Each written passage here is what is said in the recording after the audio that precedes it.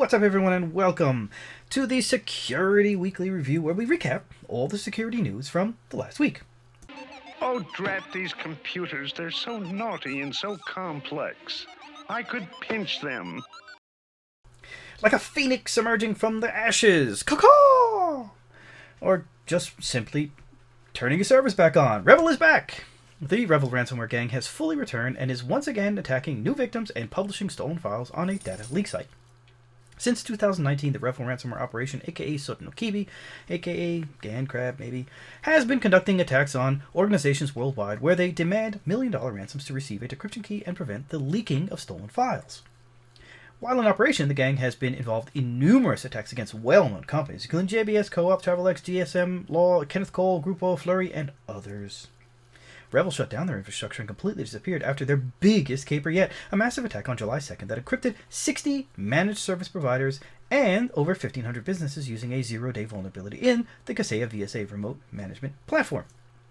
REvil then demanded $50 million for a universal decryptor for all Kaseya victims, $5 million for the MSP's decryption, and $44,999 ransom for individual file encryption extensions at affected businesses.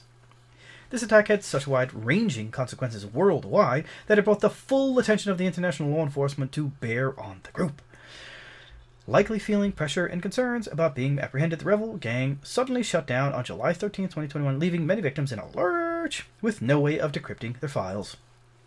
The last we had heard of REvil was that Kaseya received a universal decryptor that victims could use to decrypt files for free. It's unclear how Kaseya received the decryptor, but stated it came from a trusted third party.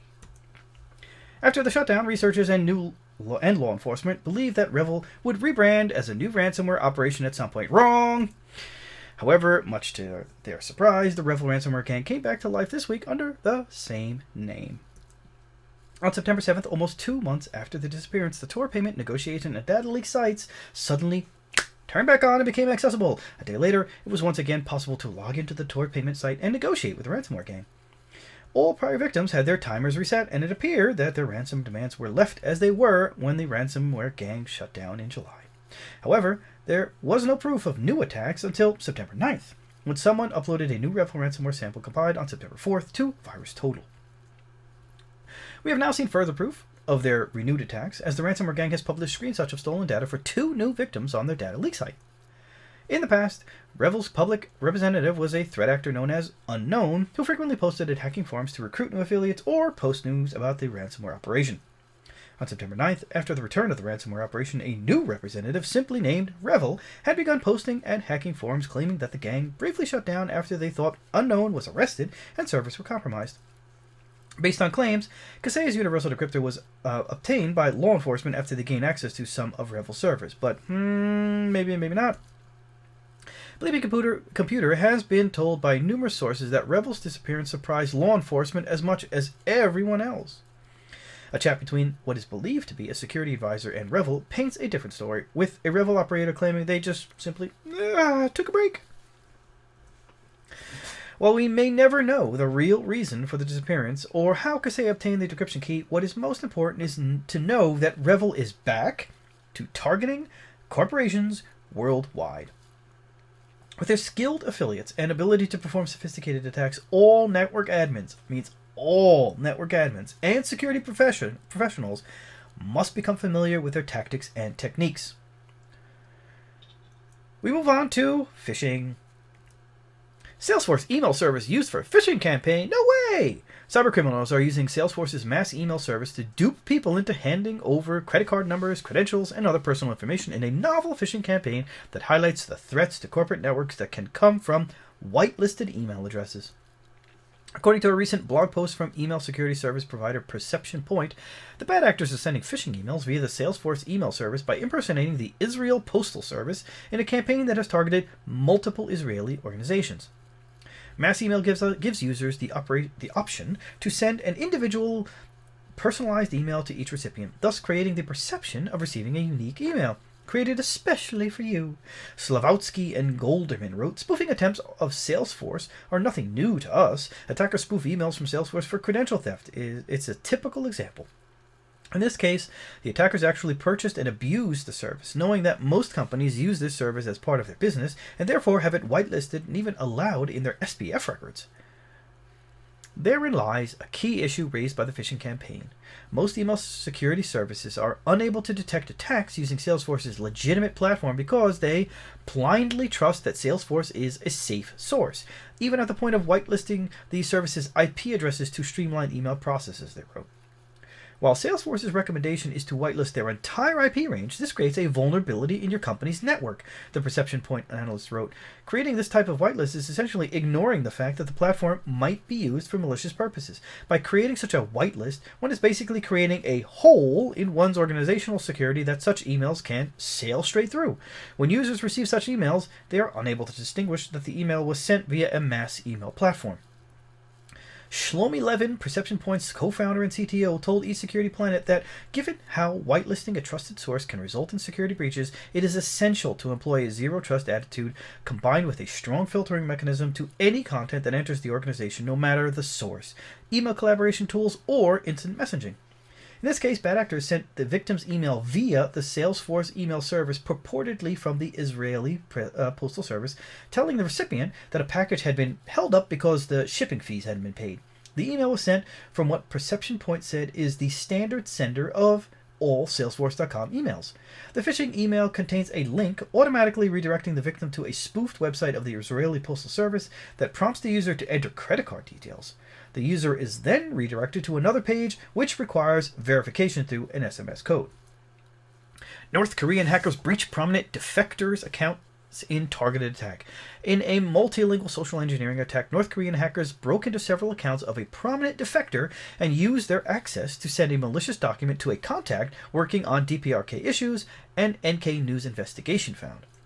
The attackers also used one of the accounts to message journalists at NK News in an attempt to gain access to their professional network.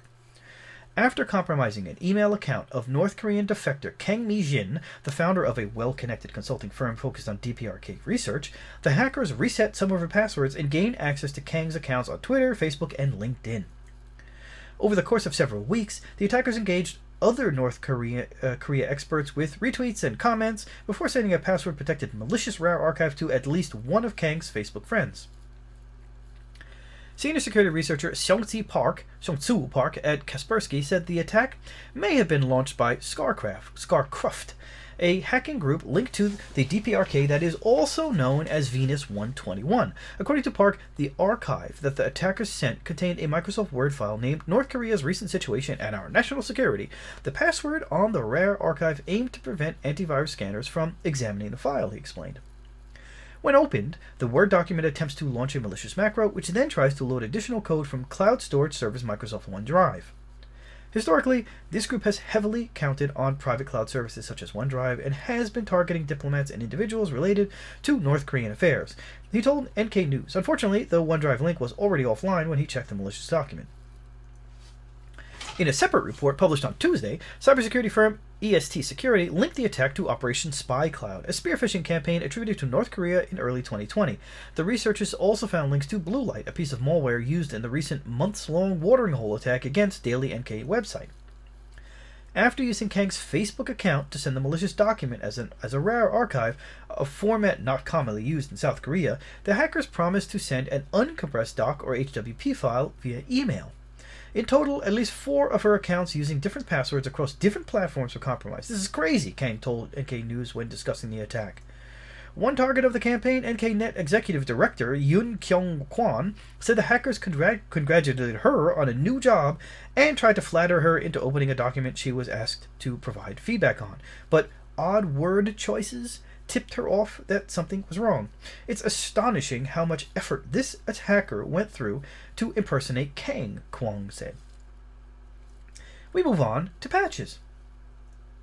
Cisco released security patches for high-severity flaws in iOS XR software. Cisco released security updates to address multiple high-severity vulnerabilities in the iOS XR software that can be exploited to conduct multiple malicious activities such as rebooting devices and elevate privileges.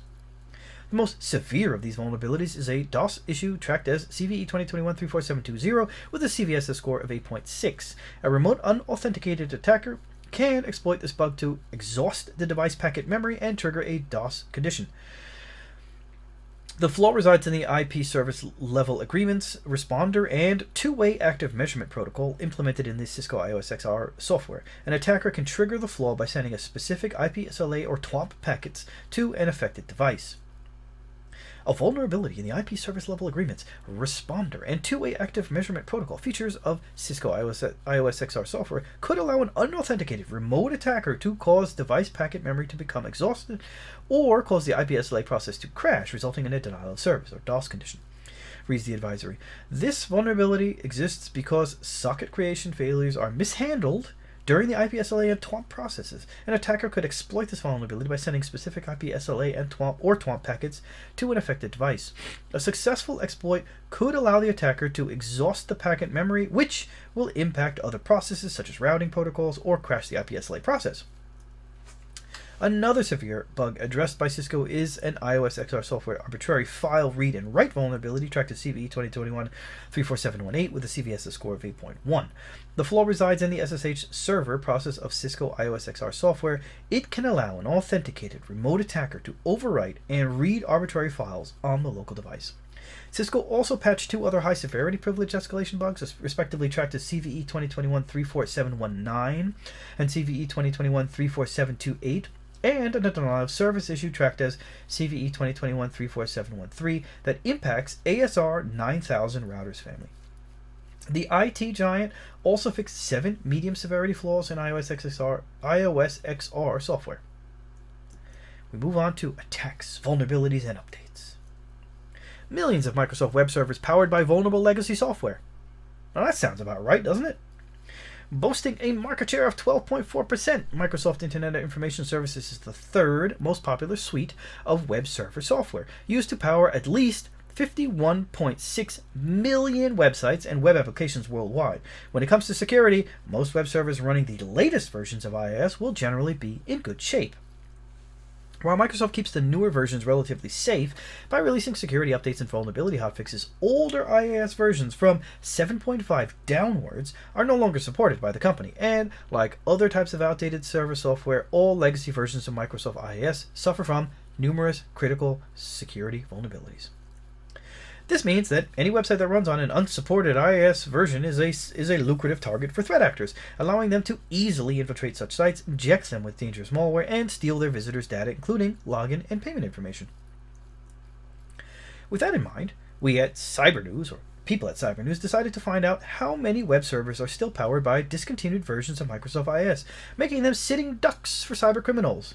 In the end, the researchers found 2 million outdated Microsoft servers online. Again, sounds right. Elon Musk's top secret full self-driving AI car software leaked to hackers. The software, which enables certain Tesla cars to autonomously drive themselves, has been leaked, enabling hackers outside of the USA to hit the streets hands-free. The software usually costs up to $10,000. The so-called Full Self-Driving, or FSD, package is a long-awaited feature for Elon Musk's pricey electric motors. Until now, certain Tesla owners in the USA that pay up to $10,000 have been granted limited test access to the beta software, which enables the feature. So far, Tesla cars outside the US haven't been eligible for the software, as the artificial intelligence powering the system is currently trained only on US road signs. But that software has now reportedly leaked to the Tesla hacker community, granting Tesla drivers outside of North America the chance to make their vehicles self-driving. A Tesla owner in the Ukraine posted a video of his car running the FSD beta software in his vehicle as he drives through the streets of Kiev. While the car encounters some issues, due to the difference in roads, it performs remarkably well. It only ran over, 7 people? No, just kidding. The full self-driving software can be downloaded directly to Tesla vehicles. Using a range of sensors and powerful artificial intelligence, it enables drivers to type in a location to their sat-nav, and this is funny, which the car will then attempt to drive to. The car will attempt to drive to it. Drivers are currently required to constantly supervise the vehicle and remain legally liable for any accidents. The software itself has been criticized for its safety after a number of Tesla drivers were involved in collisions. However, it does theoretically enable a car to drive itself without the need for a driver to steer, brake, or accelerate. Anonymous hacks Texas GOP website, floods it with memes. The Republican Party of Texas' official website appeared to be hacked by Anonymous on Saturday morning. The website was later taken down. After Texas's restrictive abortion law went into effect on September 1st, Anonymous launched Operation Jane, an initiative targeting anyone attempting to enforce the law. The group followed through on its mission by hacking the Texas GOP website. The homepage on texasgop.org showed Anonymous' legion under it. Texas taking voices from women to promote theocratic erosion of church-state barriers. The website was complete with a donation link to Planned Parenthood. The website's menu was changed from its typical sections to Your Anon News, Operation Jane, Planned Parenthood, and Mudkip from Pokemon. The hacked website also included a link to the Zodiac Killer Wikipedia page in reference to the meme claiming that Texas Senator Ted Cruz is the Zodiac Killer, and a classic Rickroll. Anonymous is known to hack websites to make statements in support of its beliefs. As a part of Operation Jane, the organization also urged Twitter users to spike traffic to the Texas Right to Life website in order to thwart its performance. Pacific City Bank hit by AVOS Locker ransomware. Pacific City Bank is an American community bank that focuses on the Korean American community, based in California, and offers commercial banking services. The bank was hit by AVOS Locker ransomware operators who claimed to have stolen sensitive documents from the financial institution. On Saturday, September 4th, 2021, the ransomware gang added the bank to its leak site and published some screenshots as proof of the hack. The cybercriminals defined the security implementation by the bank as terrible. Pacific City Bank provides outstanding banking and financial services for businesses and consumers, but they have horrible security, reads the message published on the leak site. If they refuse to negotiate, we will leak all the data we've got. Attached are some of the documents that were exfiltrated. The ransomware gang published a zip file named Proof that contains a series of documents allegedly stolen from the bank. Mickey D's McDonald's email blunder broadcasts database creds to comedy competition winners.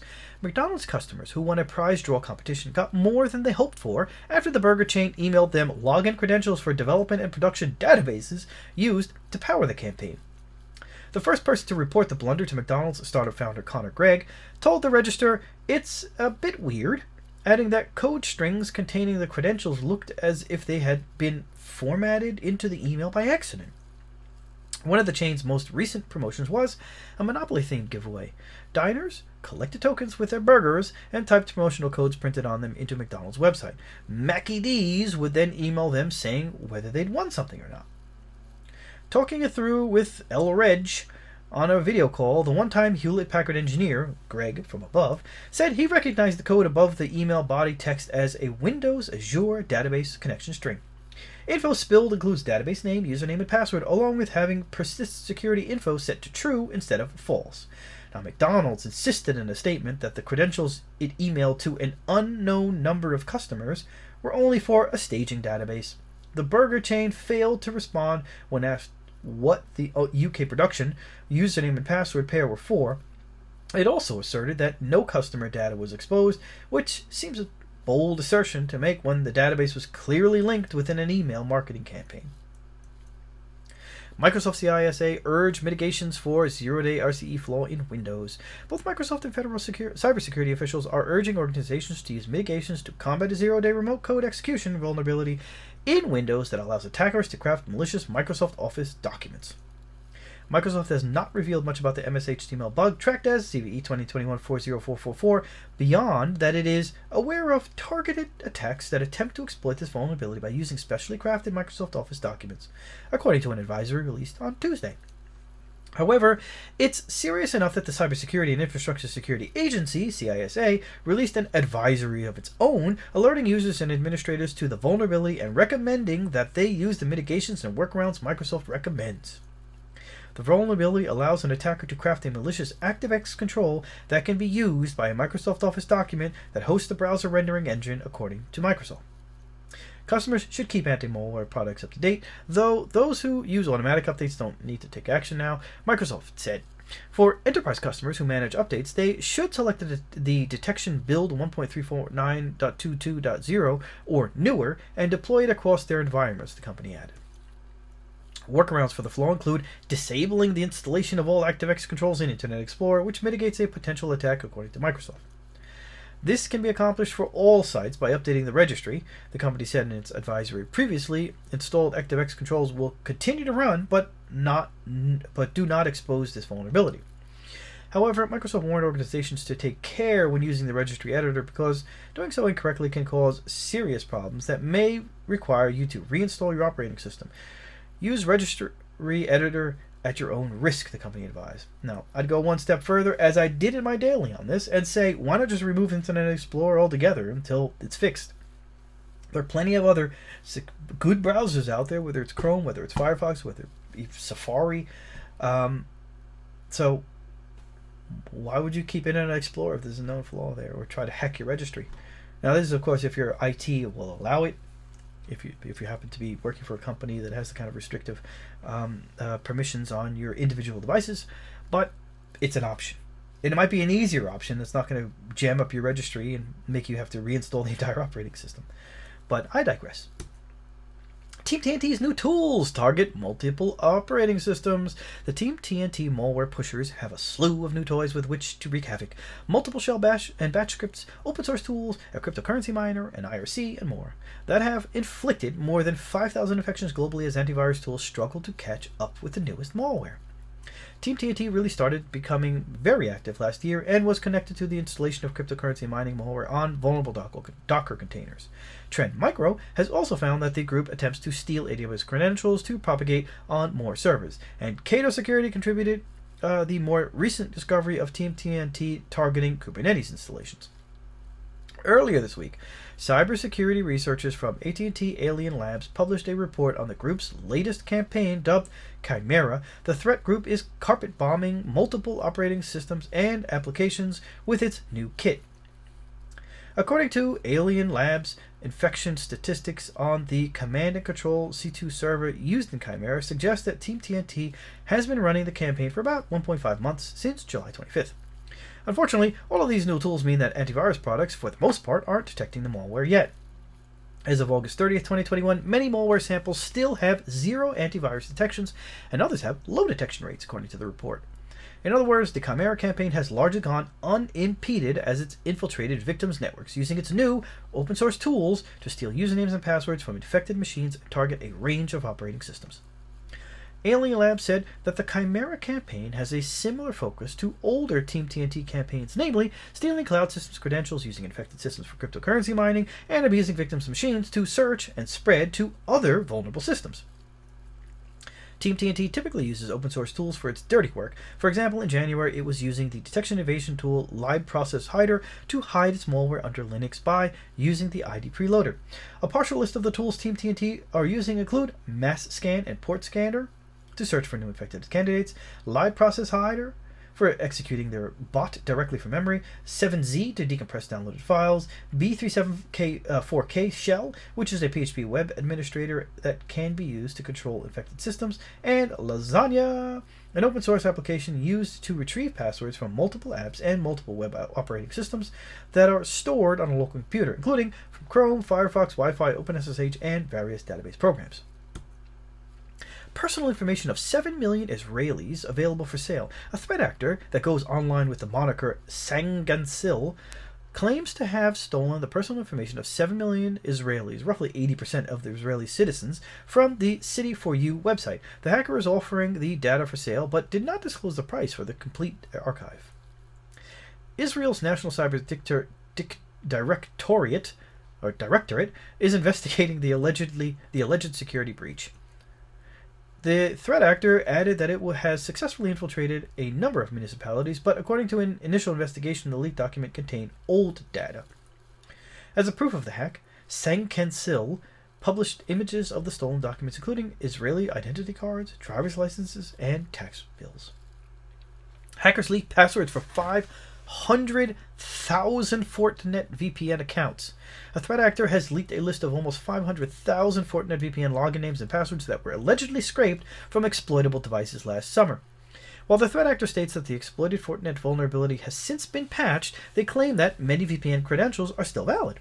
This leak is a serious incident, as the VPN credentials could allow threat actors to access a network to perform data exfiltration, install malware, and perform ransomware attacks. The list of Fortinet credentials was leaked for free by a threat actor known as Orange, who is the administrator of the newly launched RAMP hacking forum and a previous operator of the Babuk ransomware operation. After disputes occurred between members of the Babuk gang, Orange split off to start RAMP and is now believed to be a representative of the new Groove ransomware operation. The threat actor created a post on the RAMP forum with a link to a file that allegedly contains thousands of Fortinet VPN accounts. At the same time, a post appeared on Groove ransomware's data leak site, also promoting the Fortinet VPN leak. Both posts lead to a file hosted on a Tor storage server used by the Groove gang to host stolen files leaked to pressure ransomware victims to pay. Bleeping Computer's analysis of this file shows that it contains VPN credentials for 498,908 users over 12,856 devices. Further analysis conducted by Advanced Intel shows that the IP addresses are for devices worldwide, with 2,959 devices located in the USA. Creds told Bleeping Computer that the now patched Fortinet CVE 2018-13379 vulnerability was exploited to gather these credentials. It is unclear why the threat actor released the credentials rather than using them for themselves, but it is believed to have been done to promote the RAMP hacking forum and the Groove ransomware as a service operation. We believe with high confidence the VPN SSL leak was likely accomplished to promote the new RAMP ransomware forum, offering a freebie for wannabe ransomware operators, Advanced Intel CTO Vitaly Kremez told Bleeping Computer. Groove is a relatively new ransomware operation that only has one victim currently listed on their data leak site. However, by offering freebies to the cybercriminal community, they may be hoping to recruit other threat actors to their affiliate system. If you're an administrator of Fortinet VPN servers, you should assume that many of the listed credentials are valid and take precautions. These precautions include performing a forced reset of all user passwords to be safe and to check your logs for possible intrusions. If anything looks suspicious, you should immediately make sure that you have the latest patches installed, perform a more thorough investigation, and make sure that your users' passwords are reset. The check of a device is part of the leak. Security researcher Cypher has created a list of the leaked devices' IP addresses. Hackers hijack Russian government website, prompts Ponzi Bitcoin scheme. According to a report of the local Russian news outlet Izvestia, a few hackers, which are not identified yet, hacked the Russian official government website, and they started to promote Ponzi Bitcoin free giveaway promotion. Through the promotion, hackers claim that they will give 0.025 Bitcoin to every person who will install a particular application in their system, and also they wrote on the shameless promotion that they will give a reward to 5 random users $1,000 worth of Bitcoins. It seems that Russia is also facing huge crypto-related illicit activities. On one side, the Russian government wants to make Russia adopt crypto, but on the other side, hackers want to pull the government authorities to not to go with crypto with such shameless activities. A critical vulnerability allowing attackers to perform cross-account container takeover in Microsoft's public cloud, dubbed Azurescape, has been uncovered by researchers. The issue exists in Azure Container Instances, which is Microsoft's container as a service offering, which enables users to run cloud containers without having to deal with managing the underlying infrastructure. Part of the infrastructure hosting ACI consists of multi-tenant Kubernetes clusters, which can be compromised to allow cyber attackers to gain full control over other users' containers. Researchers from Palo Alto Network's Unit 42 team explain. A malicious Azure user could have exploited these issues to execute code on other users' containers, steal customer secrets and images deployed to the platform, and possibly abuse ACI's infrastructure for crypto mining, they said. You can think of multi-tenant like a shared hoster. If you watch my daily, I explained it there, the same thing. You have multiple customers sharing the same environment or infrastructure with virtual walls between each customer's stuff.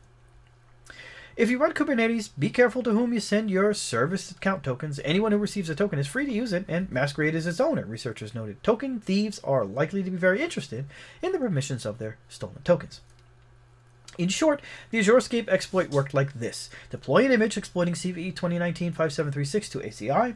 The malicious image breaks out upon execution and establishes code execution on the underlying node.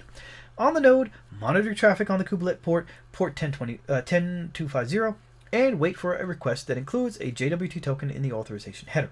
Issue an AZ container execution command to run a command on the uploaded container. The bridge pod will now send an execution request to the kubelet on the compromised node, and on the node, extract the bridge token from the request's authorization header and use it to open a shell on the API server. Easy peasy. Howard University shuts down network after ransomware attack. The private Howard University in Washington disclosed that it suffered a ransomware attack late last week and is currently working to restore affected systems. University officials expect full recovery from the incident to take a long time, although work is being done to remediate the situation as quickly as possible. The attack took offline a large number of university systems, leading to reduced operations. Classes last Tuesday were canceled, and the physical campus remained open only to essential employees. In a statement this week, Howard University said that its information technology team on Friday, September 3rd, detected irregular activity on the network. Following the cyber response protocol designed to limit and mitigate cybercriminal activity, the university's enterprise technology services shut down the network and started to investigate the issue. Wi-Fi on the campus remains unavailable as a result of the attack, and the connection will be so until finding the best solution to restore it. Although the university is working to restore operations, there is no estimate for complete remediation. Officials informed that recovery from a ransomware incident is a long haul, not an overnight solution.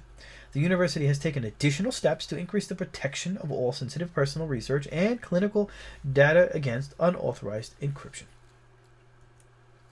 Major ISPs in New Zealand are hit by a massive distributed denial of service, internet outages reported. A massive distributed denial of service hit Vocus ISP, New Zealand's third largest internet operator, isolating parts of the country from the internet. Vocus provides retail, wholesale, and corporate telecommunications services across Australia and New Zealand.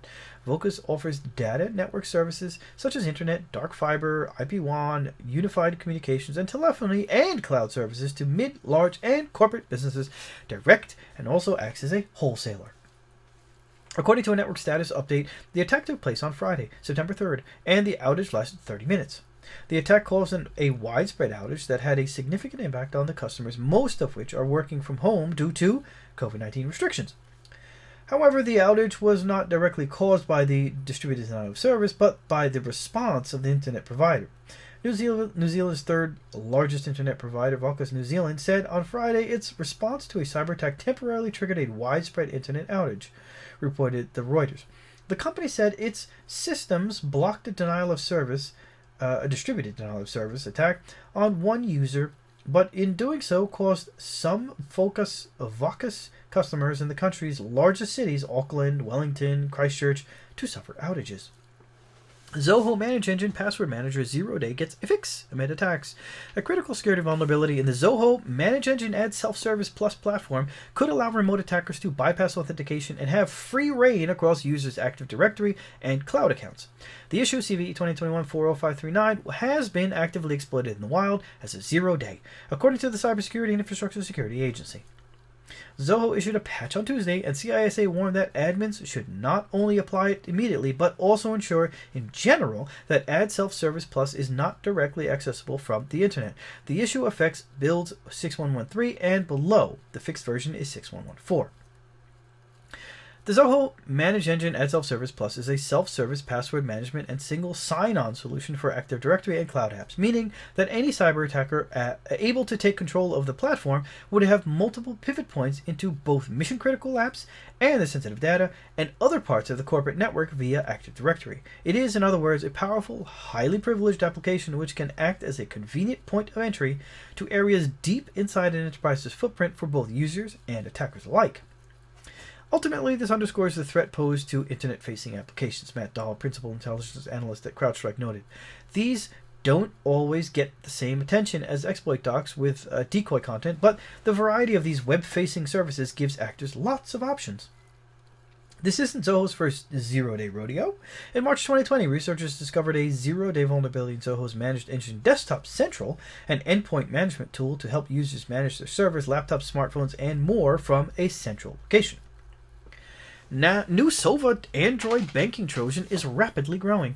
Researchers from cybersecurity firm Threat Fabric have spotted in the beginning of August a new Android banking Trojan dubbed SOVA that targets banking applications, cryptocurrency wallets, and shopping apps from the US and Spain. The name SOVA comes from the Russian word for owl. The malware allows attackers to gather sensitive data from infected devices, including banking credentials and personally identifiable information. The banking Trojan implements multiple harvesting capabilities. The malicious code is able to steal credentials and session cookies, leveraging web overlay attacks, logging in keystrokes, hiding notifications, and through clipboard hijacking. The mobile malware is currently in development and testing phase. Threat actors will likely implement other features to conduct distributed denial of service and ransomware attacks in the future. Threat Fabric researchers identified the 3 samples of SOVA, 2 related to the first iteration of the malware, and the last one being the newest release. The authors of the SOVA Banking Trojan have been advertising the product on hacking forums in July. They were looking for testers for their malicious code. Ghostscript 0-Day allows full server compromises. Proof of concept exploit code was published online over the previous weekend, for an unpatched Ghostscript vulnerability that puts all servers that rely on the component at risk of attacks. Released back in 1988, Ghostscript is a suite of software based on the interpreter for Adobe Systems, PostScript, and portable document format page description languages.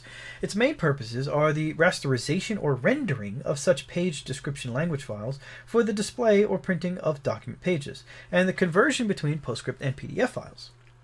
Published by Vietnamese security researcher Nguyen The Duc, the proof of concept code is available on GitHub and was confirmed to work by several of today's leading security researchers. The POC, a proof of concept, is in Python, generates payload when exploited for a 0-day of Ghostscript 9.5.0. This 0-day exploit effect to image magic with the default settings from Ubuntu repository, tested with default settings of image magic on Ubuntu 20.04, wrote the expert that added that his proof of concept was created only for educational purposes and cannot be used for law violation or personal gain. This is the second time the Ghostscript project is in the news because of security issues. In August 2018, a Google security researcher discovered multiple critical vulnerabilities in the Ghostscript library that artifacts failed to patch in time. The company did, however, release fixes 2 days later after the Ghostscript security issues were broadly exposed. Grayfly APT uses recently discovered sidewalk backdoor. Experts from Broadcom's Symantec linked a previously undocumented backdoor to the Chinese Grayfly operation. In late August, ESET researchers uncovered the sidewalk backdoor that was employed by the China Cyber Espionage Group in an attack aimed at a computer retail company based in the U.S. The APT group primarily focuses on attacks against organizations in East and Southeast Asia. The group has been particularly active in recent years. The malware, which is related to the older crosswalk backdoor, backdoor.motnug, has been deployed in recent Grayfly campaigns against a number of organizations in Taiwan, Vietnam, the United States, and Mexico. A feature of this recent campaign was that a large number of targets were in the telecom sector. The group also attacked organizations in the IT, media, and finance sectors, reads the analysis published by Broadcom's Symantec. The arsenal of the cyber espionage group includes the Barley, Poison Plug, and Crosswalk ProxIP backdoor.motnug malware. In September 2020, U.S. Department of Justice announced indictments against 5 Chinese nationals alleged members of a state-sponsored hacking group known as APT41. 3 of them, Zhang Lizi, Qian Chuan, and Fu Qiang, were involved in the Grayfly tools and tactics. The recently discovered implant, it is related to the older crosswalk backdoor, or the backdoor.motnug. It has been used in recent Grayfly operations against a number of organizations in Taiwan, Vietnam, the United States, and Mexico, as I mentioned before. Most of the victims were in the telecom sector, followed by IT, media, and finance sectors. A characteristic of the recent sidewalk campaign was that the threat actors focused on exposed Microsoft Exchange or MySQL servers. Once compromised, publicly facing Microsoft Exchange or MySQL web servers to deploy web shells.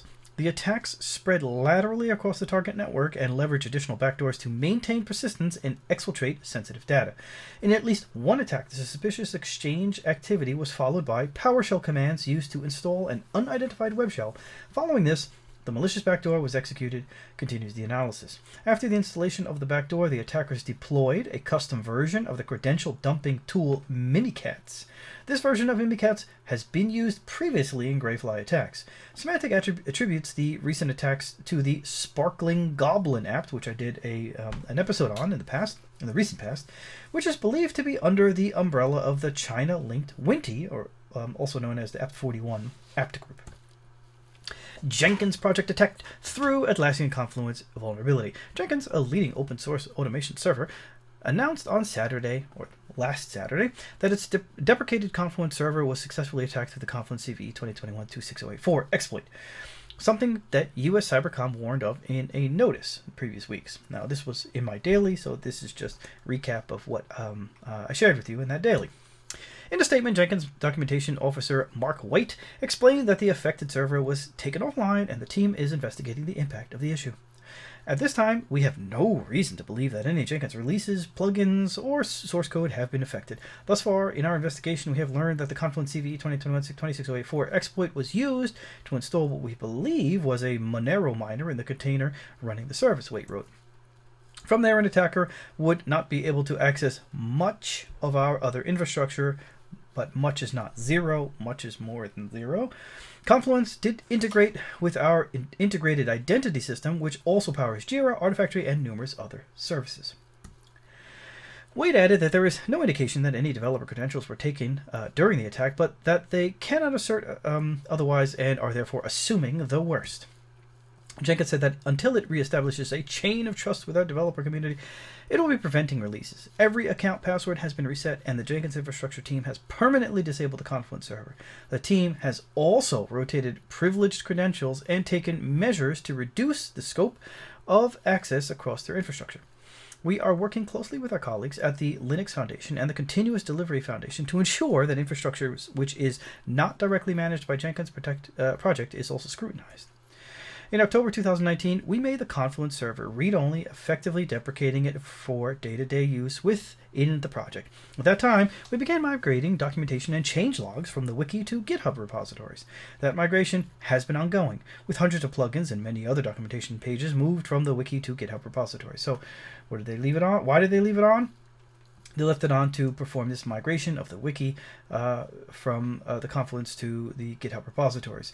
Now, they were migrating wikis for different software and plugins, and I guess the process takes a lot longer because they have hundreds of plugins and other documentation pages that need to be converted. A new botnet named Maris is behind massive distributed denial of service attacks that hit Yandex. The Russian internet giant Yandex has been targeted by the largest distributed denial of service attack in the history of Runet, the Russian internet designed to be independent of the World Wide Web and ensure the resilience of the country to an internet shutdown.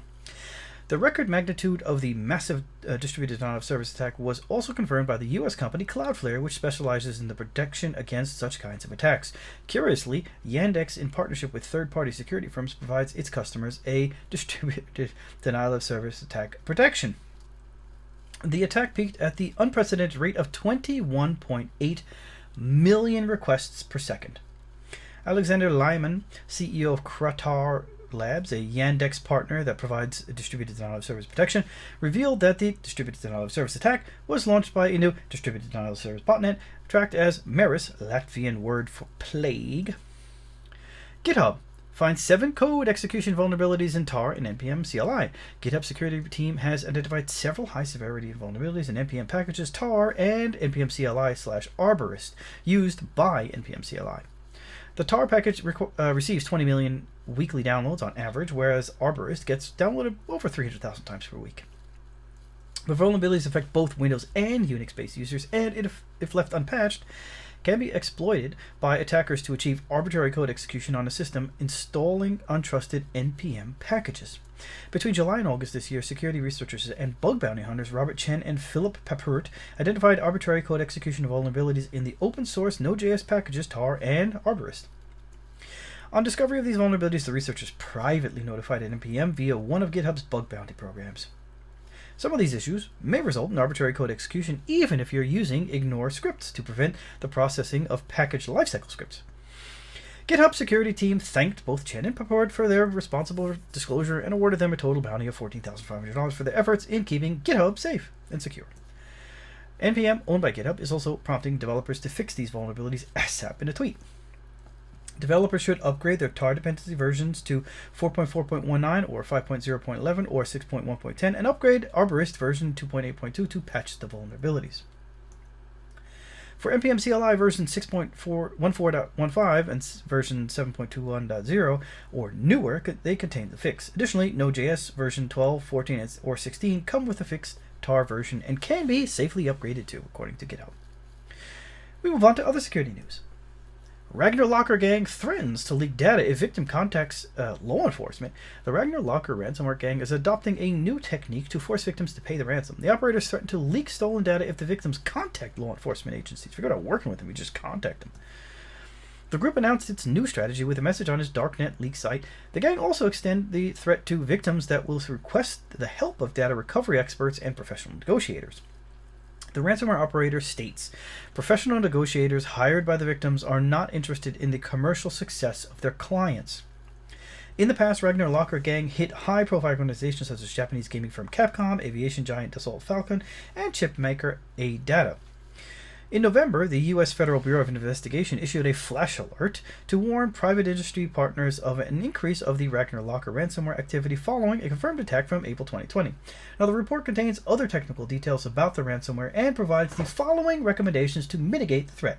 The recommendations include backup critical data offline, ensure copies of critical data are in the cloud or on an external hard drive or storage device. This information should not be accessible from the compromisable network. Secure your backups and ensure data is not accessible for modification or deletion from the system where the data resides. Install and regularly update antivirus or anti-malware software on all hosts. Only use secure networks and avoid using public Wi-Fi networks. Consider installing and using a VPN. Use multi-factor authentication with strong passwords. Keep computers, devices, and applications patched and up to date. Malware found pre-installed in cheap push-button mobile phones sold in Russia. A Russian security researcher that goes online with the name of Validkiss has found malware pre-installed in 4 low-budget push-button mobile phones available for sale on Russian e-stores. The expert noticed that several push-button telephones contain unwanted, undocumented functions such as automatically sending SMS messages or going online to transmit purchase data or phone info, IMEA and SIM card IMSI.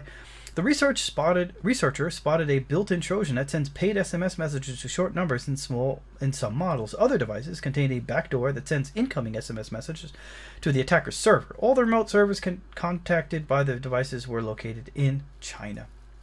The tainted push-button devices are DEXP SD2810, ITEL IT2160, Urbis SF63, and F plus Flip 3. The researchers analyzed the firmware and set up a 2G base station in order to intercept and analyze the device's communications. Vladimir, have you been infecting phones again? Da, says he. So at the time of this writing, it's still unclear if the malware was implanted by the vendor or by a threat actor, Vlad, talking to you, as part of a supply chain attack. The experts highlighted the lack of proper security audit for such kinds of devices that are quite common in Russia. Unfortunately, over the years, the researchers have found several malware pre-installed in low-priced devices. Experts confirmed that the networks of the United Nations were hacked earlier this year. The United Nations on Thursday confirmed that its computer networks were hit by a cyber attack earlier this year. We can confirm that unknown attackers were able to breach parts of the United Nations infrastructure in April of 2021. Stephen Dujarric, spokesman for the UN Secretary General, told Bloomberg, the United Nations is frequently targeted by cyber attacks, including sustained campaigns. We can also confirm that further attacks have been detected and are being responded to that are linked to the earlier breach. Threat actors stole a huge quantity of documents containing sensitive information that could be used in attacks aimed at agencies within the intergovernmental organization. According to Bloomberg, the attackers used stolen credentials of a UN employee purchased off the dark web. Researchers at cybersecurity firm ReSecurity discovered that the entry point was UN's proprietary project management software called Umoja. Then the attackers gained a foothold into the target network and made lateral movements looking for sensitive data. It seems that the Umoja account used in the attacks wasn't protected with two-factor authentication because the security feature was made available only in July by the software vendor. The firm determined that the first access to the UN's networks was on April 5th. The attackers remained active until August 7th. The threat actors were likely involved in cyber espionage. In my humble opinion, or the author's humble opinion, the nature of the target and the absence of any extortion attempts suggest the involvement of a nation-state actor, trying to steal secrets and see how they could use it in their own negotiations or whatever. International money launderer sentenced to more than 11 years. A Canadian man who conspired to launder tens of millions of dollars stolen bank fraud schemes has been sentenced to 140 months in prison. The man is Galib Al-Omari, a Canadian citizen who also laundered money stolen in a massive cyber heist carried out by North Korea-linked threat actors. The list of Al-Omari's customers is long. He helped cyber criminals that stole money from victims worldwide, including Bank Islami in Pakistan, a UK professional soccer club, and an Indian bank. Prosecutors claim that the criminal activity of the money launderer caused nearly $60 million in losses. Al-Omari was also ordered to pay $30,703,946.56 in restitution to victims and to serve additional 3 years of supervised release after completion of his prison sentence. In February, the U.S. Justice Department indicted 3 North Korean military intelligence officials, members of the Lazarus Apt group, for their involvement in cyber attacks, including the theft of $1.3 billion in money and cryptocurrency from organizations around the globe. The DOJ also charged Al-Omari for helping the Lazarus group in money laundering the illegal funds obtained through those activities. The man operated a network of money launderers in the U.S. and Canada that relayed the illegal funds to other accounts under the control of North Korean hackers. According to unsealed court documents and proceedings, Al-Omari and his conspirators stole money from the victims through business email compromise schemes, ATM cash-outs, and bank cyber heists. Then the man laundered the money through bank accounts and digital currency. TrickBot gang developer arrested at Seoul International Airport. A Russian man accused of being a member of the TrickBot gang was arrested last week at the Seoul International Airport. The man has remained stuck in the Asian country since February 2020 due to the COVID-19 lockdown imposed by the local government and the cancellation of international travel. According to the record, which first reported the news, after the travel restrictions were lifted, the suspect has an ugly surprise. His passport had expired. Mr. A, this is the pseudonym used to identify the individual, was forced to live in a Seoul waiting area for the replacement of his passport from the local Russian embassy. The TrickBot botnet continues to evolve despite the operations conducted by law enforcement aimed at dismantling it. The authors have recently implemented an update for the VNC module used for remote control over infected systems. In October, Microsoft's Defender team, FSISAC, ESET, and Lumen's Black Lotus Labs, and NTT, and Broadcom's cybersecurity division Symantec joined forces and announced a coordinated effort to take down the command and control infrastructure of the infamous TrickBot botnet. So, there you have it. That is your Security Weekly Review for last week. Thanks again for watching. Don't forget to share and subscribe if you haven't, and smash the bell if you haven't. I'll see you on the next episode. Take care.